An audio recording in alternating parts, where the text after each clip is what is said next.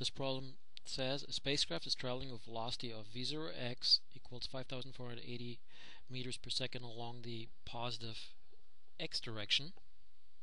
So I think I'm gonna turn the nose of the space shuttle around. Okay, so there we go.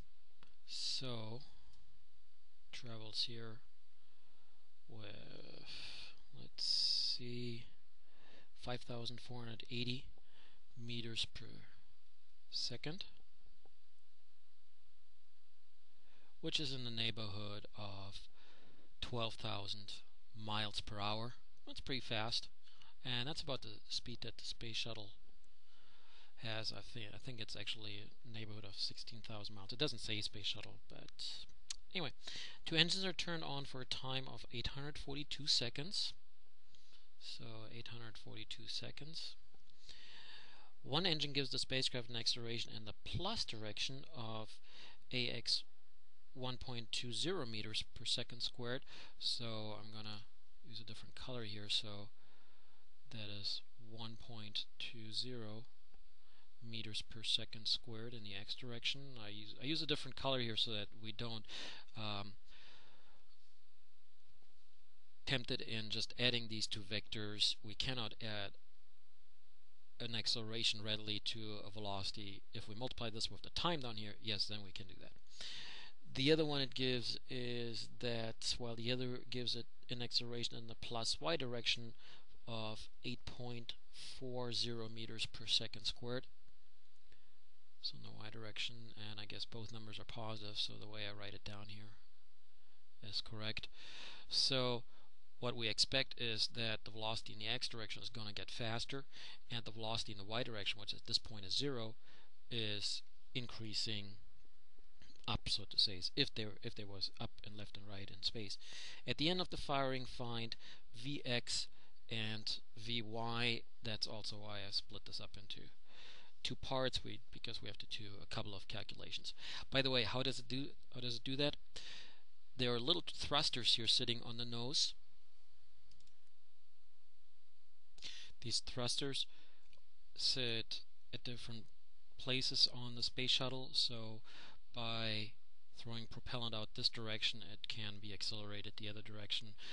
By throwing out propellant this direction, it's going to be accelerated this direction, and that's the way that the space shuttle can maneuver. And it needs to do that when it wants to dock on the International Space Station, for example, or if it wants to be in stable orbit around Earth. So you need these little thrusters. Anyway, let's go ahead with the problem here. What is given in the problem is,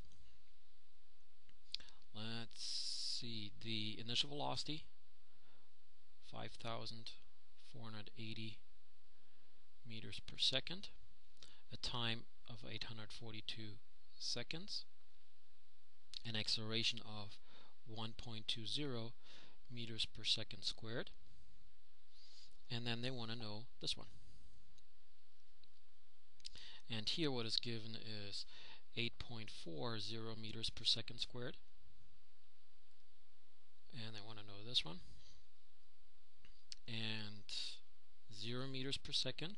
As we can see from the problem, there's only an x component to begin with, and then 842 seconds, and the equations to use would be 3.3a, because that one says that Vx equals V0x, which is given, plus the acceleration in the x direction, which is given, times time, and then correspondingly for the y direction we have this Vy equals V0y plus ay times t. I want to take it a step further and say that part C, determine the total velocity v that it's going to have from the components. So once we have determined these two components, how fast is it in total? So it's going to move in this direction. So how fast is it? Well, we have the two components, the x and the y components, eventually at right angles.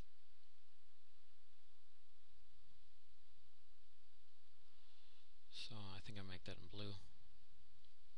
So eventually we're going to have this one here in the x direction and this one here in the y direction.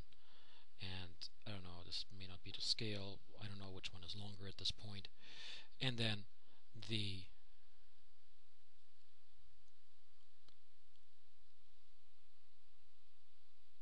resultant from that, oops, hold on,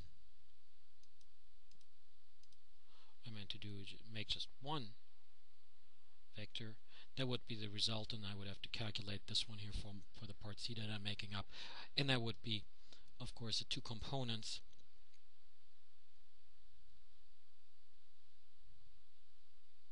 Vx and Vy being squared,